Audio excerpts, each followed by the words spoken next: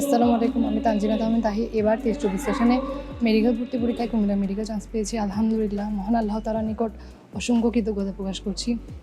উনি আমাকে সুযোগ করে দিয়েছেন ডাক্তারের মতো নোবেল প্রফেশনের মাধ্যমে মানুষের সেবা করার, এবং আমি কৃতজ্ঞতা প্রকাশ করছি আমার মা বাবার নিকট।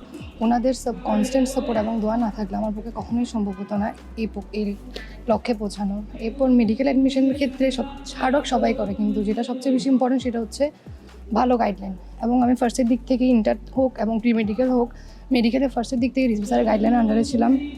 উনি হচ্ছে বড় ভাইয়ের মতো আমাদের ইম্পর্টেন্ট টপিকগুলো, সব চ্যাপ্টার শুরু করার আগে ইম্পর্টেন্ট টপিকগুলো সবসময় বলে দিতেন, এবং যেগুলো কঠিন মুখস্থ রাখতে সমস্যা হয় এগুলো সবসময় ছন্দ দিয়ে মনে রাখার জন্য হেল্প করতেন নিজ দায়িত্বে, যেটা হচ্ছে বেশি ইম্পর্টেন্ট মেডিকেলের ক্ষেত্রে মনে রাখাটা। তো উনি ছন্দ দিয়ে আমাদের সবসময় হেল্প করতেন।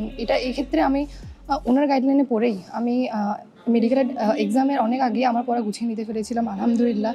সো আমার ফিউচার যারা জুনিয়র আছে তাদেরকেও আমি বলবো যে রিজভি স্যারের গাইডলাইন একদম পেশেন্সের সাথে ফলো করো এবং টাইম ইউটিলাইজ করো, তাহলে তোমরা তোমাদের লক্ষ্যে পৌঁছাতে পারবে। মেডিকেল অ্যাডমিশনের টাইমে হচ্ছে ভাইয়ারা অনেক আন্তরিক ছিলেন। ওনাদের স্পেশালি রিজভি স্যার বলতেন যে ওনার কাছে কোনো প্রবলেম নিয়ে আসলে উনি সবসময় সলভ করে দেবে। তো উনি বলতেন আমাকে এসে বলবা, আমি সলভ করে দেবো। এক্ষেত্রে আমাদের অ্যাডমিশনের টাইমে আমাদের যখনই কোয়েশ্চেন পেপার লাগছে অথবা পরীক্ষা দিতে ইচ্ছে করছে যে এক্সট্রা পরীক্ষা দিব, তো ভাইয়াদেরকে বললে ভাইয়ারা আমাদের সবসময় প্রয়োজনে যা কিছু লাগতো সব সাপ্লাই করতো, বিভিন্ন কোয়েশ্চেন ব্যাংক এবং পরীক্ষা দিয়ে হোক।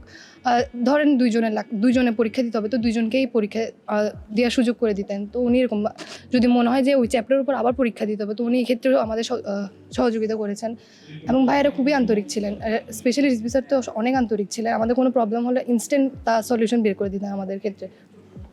এক্ষেত্রে মানে যে কোনো ধরনের প্রবলেম হোক, ধরেন কোনো একটা চ্যাপ্টারের প্রবলেম হচ্ছে, এটা ক্লাস আবার উনি দিতেন অনলাইনে। সো এরকম কোনো সবগুলো স্টুডেন্টের প্রবলেমের ক্ষেত্রে উনি খেয়াল রেখেছেন। সো আমি যেন ফিউচারে ভালো ডাক্তার হয়ে মানবিক বা মানুষের সেবা করতে পারি, এই জন্য আমাদের দোয়া করবেন। রিজভি স্যার প্রতিষ্ঠানের কাছে আমার শুভকামনা রইল। ধন্যবাদ।